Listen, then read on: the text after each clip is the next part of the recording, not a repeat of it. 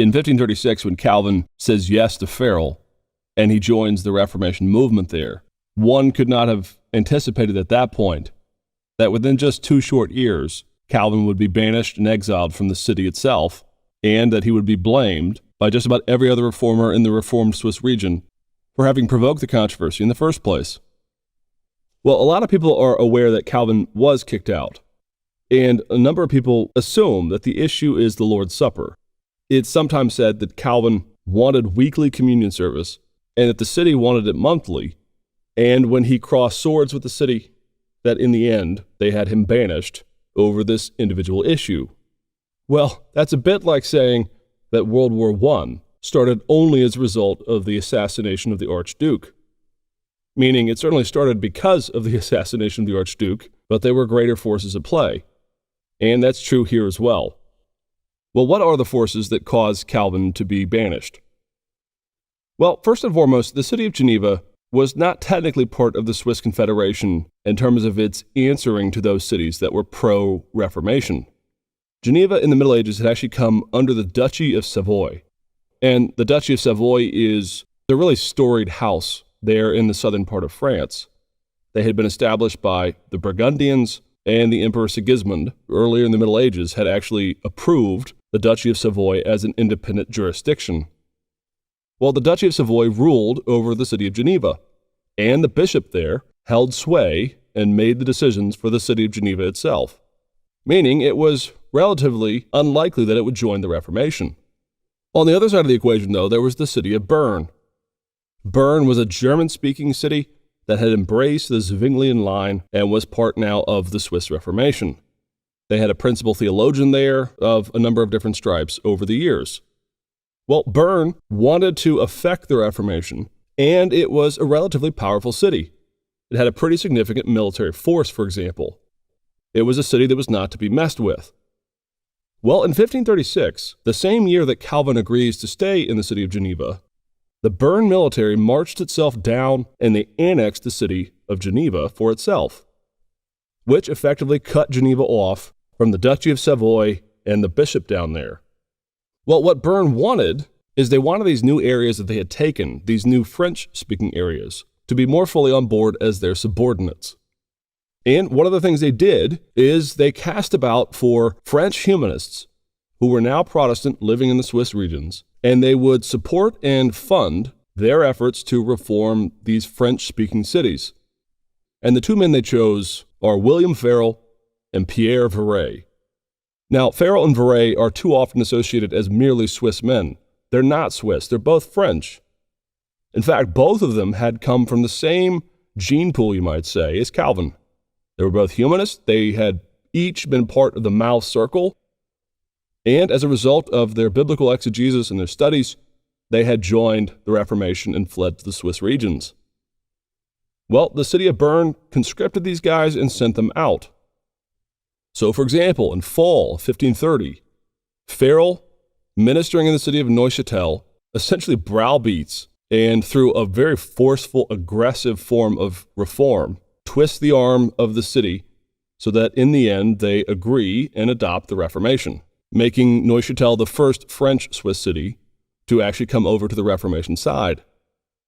Viret himself was equally hot-headed and was a leading reformer from France who was sent by Bern to a number of different cities, but eventually he lands in the city of Lausanne, where he will, like Farel, work hard to effect the Reformation there. Well, in 1536, when Calvin is confronted by Farel, Viret is actually in the room as well. Both of them, in a manner of speaking, are saying, "You're one of us. You're one of these French humanists who has come down here and has joined the Reformation. Now they say you must stay with us and help Geneva, newly annexed, move closer and closer to the Reformation position." And so when Calvin agrees in 1536 to join the Reform movement there in Geneva, again, he was not coming to a blank canvas. He was coming to a really tense situation where this city has now been brought under a German-speaking military powerhouse in the city of Bern. And Geneva itself, lacking in any real military force and lacking any real size, it was only about 12,000 people, it was caught on the horns of a dilemma. Will they embrace the Reformation or will they resist it and return to the Duchy of Savoy? Well, the city of Geneva at this time is run by a number of different councils and groups. The most important of them are the small council. They are 20 members, run themselves by 4 syndics. And the small council, led by the syndics, really makes the majority of the decisions for Geneva. Throughout Calvin's life, and well beyond, in fact, it is the small council that hires and fires pastors, that pays their salary, and that directs all manner of things related to the church. Beneath them was the Council of 200. This was a wider group elected from the city who, in a manner of speaking, had to ratify the decisions made in the small council. Their influence was significant, and so their election cycles were relatively important. And lastly, there was also something called a General Assembly, which is the head of every household quarterly, 4 times a year, would meet and discuss things related to the city and other matters. But the authority of the city is very much held by the small council and the Council of 200, and in particular from the small council. Well, the problem here, of course, is that now that the city is annexed and now that it answers to Bern, it's in a bit of a tense situation. Well, Calvin and Farel, though they are backed by the city of Bern, are essentially nobodies. They are not very well known. The only thing known about Farel is that he's a hothead, that he is difficult to manage, and that he is prone to violence. Well, one of the things Farel does to Calvin is he stokes up in Calvin some of the worst parts of his psyche, some of the worst parts of his personality. And you just have to appreciate the fact that Calvin is now in exile. He has left everything behind. He's left family, friends. He has left his career. And now he's in a relatively backwater area of the world. Calvin, as we've said from time to time, is a bit of a snob. He is well educated, and he will bristle whenever people challenge his opinion. Well, whatever Farel does to Calvin, it does seem to excite in him, or stoke up in him, things that were certainly natural to his personality, but which made him really one of the worst people to deal with in terms of the administration of Geneva. So in 1536 and 1537, Calvin and Farel submit 2 documents to the city council, which they believe will form the backbone of a new reformed city and a new reformed church in Geneva. And they are, in 1536, there was the Confession of Faith, a real simple catechism of all the beliefs of the Reformed faith that they expected the Genevan people to embrace. The next thing was, in 1537, they submitted the Articles concerning the organization of the church. Now, this is based somewhat on Calvin's earlier writings, but the effect of Farel here is not to be missed, because the document is really inflammatory. It's a lot of polemic about the evils of the Catholic Church. It's a lot of name-calling, and it calls repeatedly for the purity of the church. And what historians have noticed is, while Calvin had called for purity before, this new tone of the desire for purity was more about, essentially, everyone getting in line behind Calvin and Farel and listening to what they have to say about the church and its practices. In other words, purity moves from being defined as something in the gospel that drives us to want to know the scriptures better and to cast off idolatry, which is what Calvin meant earlier. Now it becomes essentially, get in line, this is our Reformation, you're going to do what we say. Now, whether or not it's intended to be that way, the tone of the document certainly drives to this conclusion. Well, as you can imagine, with this being the kind of cultural backdrop, the sociology that's involved, Calvin and Farel are really in for it when it comes to their relationships there in the city of Geneva. Calvin at this point is around the age of 27 or 28. Really only a young man by the standards of those who were around him. And Farel really does, again, have an influence on him. Well, there are a couple of things that begin to signal to Calvin that not all is well, that not everyone sees him as the leading light that he sees himself as being. First and foremost is a controversy that is sparked by a man by the name of Pierre Caroli. Now, Caroli is actually one of them. He too had been part of the Mao Circle. He too had come from France. And at this point, at least, he had embraced the Reformation. Well, Bern had sent Caroli down to Lausanne to work with Viret, and the two didn't seem to get along well. At one point, when Viret leaves for Geneva to visit Calvin and Farel, Caroli takes the opportunity to charge that Calvin, Viret, and Farel are Arian. That is to say that they espouse the ancient heresy of Arianism, which believes that the Son is merely a creature and not fully God. Now, he justifies this based on the fact that the Institutes, the 1536 edition, do not dwell overly long on the subject of the Trinity. He didn't use that word very often, in fact. Well, that's hardly justification for calling Calvin an Arian, but still, Caroli really seems to be jabbing at something here. And people have sometimes accused him of being kind of stark raving mad. The fact of the matter is what Caroli is doing is he's taking his personal struggles with these men, and he's leveraging the fact that they are frankly not well known at all in the Swiss regions. In fact, it's telling. The theologians and the pastors in Bern and Bullinger in Zurich are not quite sure what to make of this. They don't know Calvin personally. None of them have ever met Calvin. They know that Farel is kind of crazy, kind of a hothead, and Viret himself is a bit of a newcomer on the scene. And so when Caroli argues this, and when he makes this point, the leaders of Bern and Zurich are left with no other choice but to put the thing on trial in a manner of speaking. And so, very soon, there was held a meeting in Lausanne where Calvin came forward, as well as Farel, and defended his Trinitarian orthodoxy. But he didn't just do that. Again, sparked and inspired by Farel, Calvin really sort of lashed out and really went after Caroli. And in the end, Caroli was dismissed from his post in Lausanne. And he would go on to cause enormous trouble, frankly, for Calvin and the Reformed faith thereafter. So that's strike one. I mean, frankly, if your own countryman, if a man who had been a humanist with you, turns on you and starts accusing you of things that, frankly, you're not, you have to wonder that there's something going on here. People are really beginning to sour to who these men are. Well, following this, Calvin has a number of quick, successive responses by other reformers in the Swiss regions that really begin to sort of crack down on who he has become.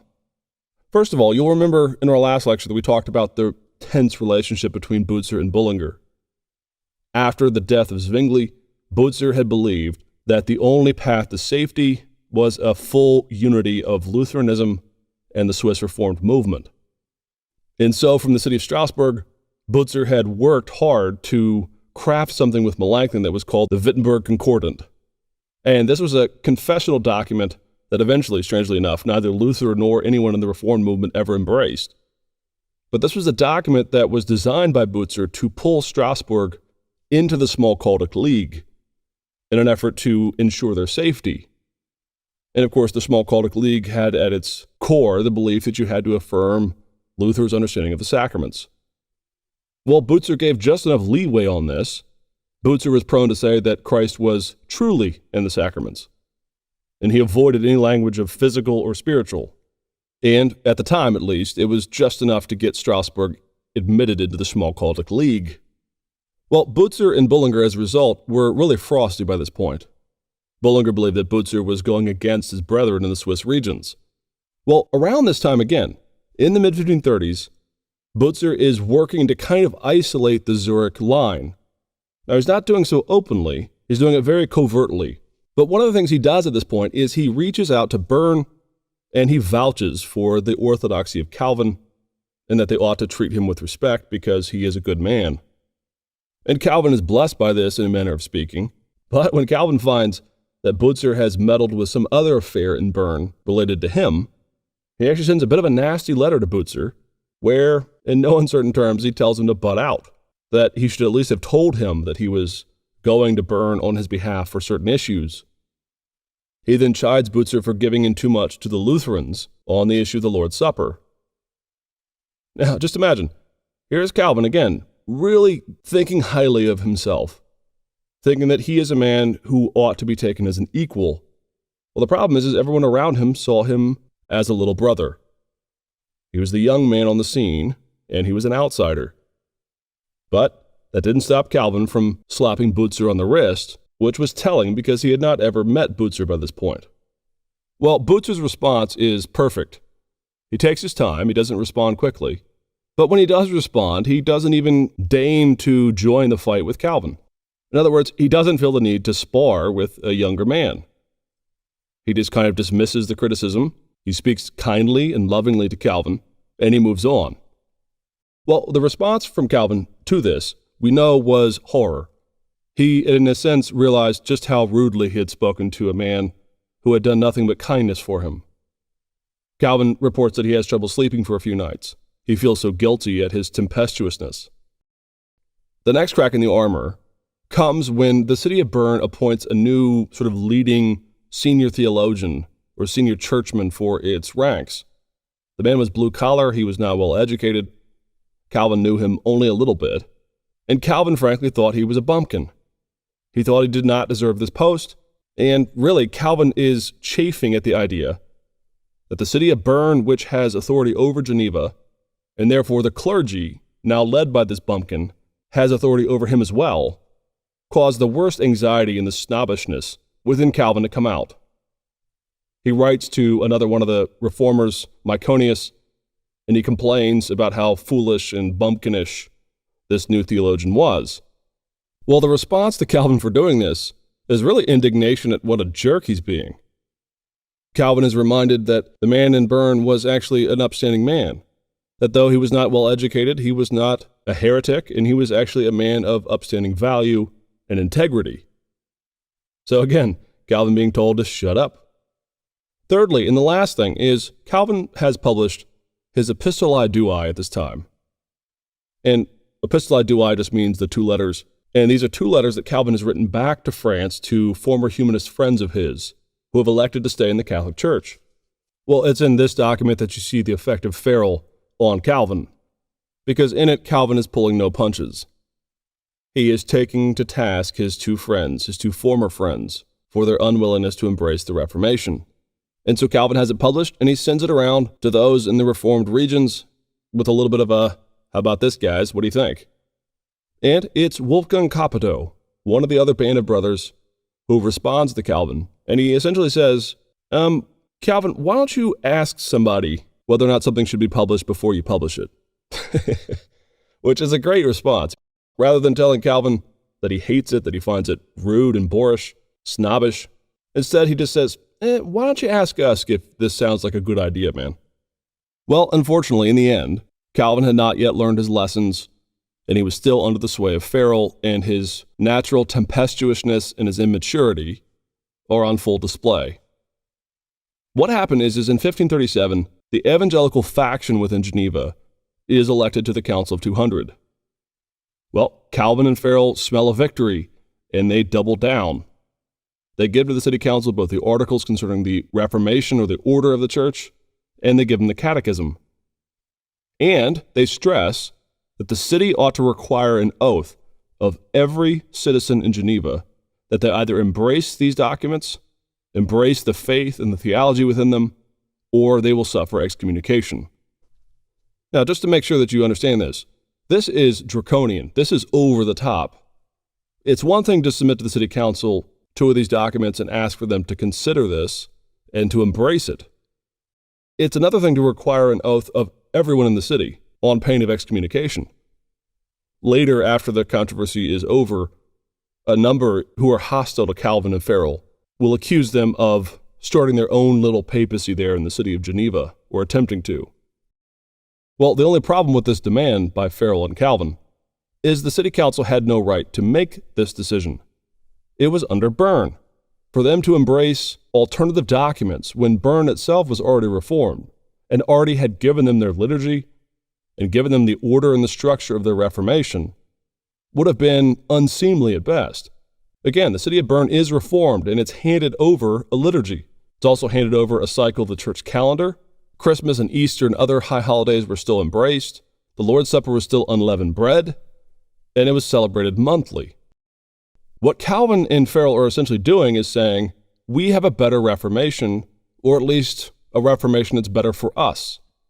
They weren't, in other words, necessarily rejecting the Bernese Reformation, but they were asserting their authority, or attempting to. Well, repeatedly, Calvin and Farel are told to back off, that they cannot change the liturgy of the order of the city of Bern, and that excommunication was not in their prerogative. It was not their responsibility. Excommunication was a responsibility for the city council. Well, in the end, Calvin and Farel decide to put their foot down and draw a line in the sand. And so on Easter service 1538, the real culmination of that part of the calendar year, Calvin and Farel decide to take action. Given that the city council and the city itself has not embraced either the articles or the catechism, in the service itself, they decided to withhold the elements from anyone in the city who was there in the church. Meaning, they blessed the sacraments they partook themselves, and then effectively they excommunicated anyone else who was there who had not embraced their vision for the Reformation. They also held the pulpit themselves. Calvin at one point is blocking the pulpit, not allowing anyone else up there to preach. Essentially, they've taken the church hostage. And so, in the end, the city, furious at this, give Calvin and Farel 3 days to leave the city or else be arrested. And so Calvin sells his books, packs up the few things that he has, and he and Farel flee, shaking the dust from their feet from Geneva, and Calvin later in a letter saying that he would never again take up the mantle of the city of Geneva. And, were it not for the work of Butzer and Bullinger to restore Calvin, to restore his name, and, frankly, to teach him a little bit about humility, Calvin never would have set foot back in Geneva for the remainder of his life. Okay, that's it. Next, we're going to look at Calvin, kicked out, wounded, immature, landing in the city of Strasbourg, where he will be mentored finally by Butzer.